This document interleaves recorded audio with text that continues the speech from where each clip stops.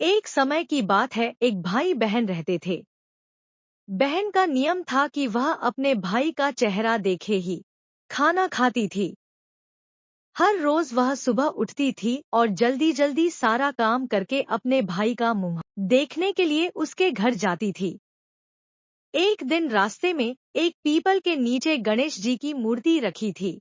उसने भगवान के सामने हाथ जोड़कर कहा कि मेरे जैसा अमर सुहाग और मेरे जैसा अमर पीहर सबको दीजिए। यह कहकर वह आगे बढ़ जाती थी। जंगल के झाड़ियों के कांटे उसके पैरों में चुभा करते थे।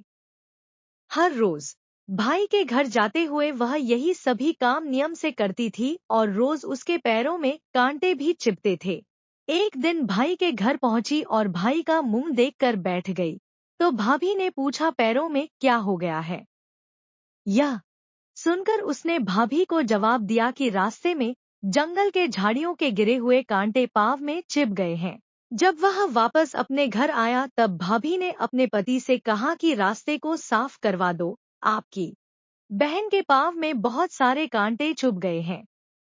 भाई ने तब कुल्हाड़ी लेकर सारी झाड़ियों को काटकर रास्ता साफ कर दिया, जिससे गणेश जी का स्थान भी वहां से हट गया। यह देखकर भगवान गुस्सा हो गए और उसके भाई के प्राण हर लिए। लोग अंतिम संस्कार के लिए जब भाई को ले जा रहे थे तब उसकी भाभी रोते हुए लोगों से कहीं थोड़ी देर रुक जाओ, उसकी बहन आने वाली है। वह अपने भाई का मुंह देखे बिना नहीं रह सकती है, उसका यह नियम है। तब लोगों ने कहा, आज तो देख लेगी पर कल कैसे देखेगी। हर रोज की तरह बहन अपने भाई का मुंह देखने के लिए जंगल में निकली।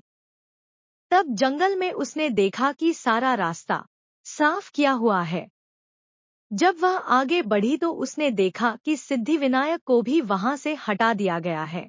तब उसने जाने से पहले गणेश जी को एक अच्छे स्थान पर रखकर उन्हें स्थान दिया और हाथ जोड़कर बोली, भगवान मेरे जैसा अमर सुहाग और मेरे जैसा अमर पीहर सबको देना, और फिर बोलकर आगे निकल गई।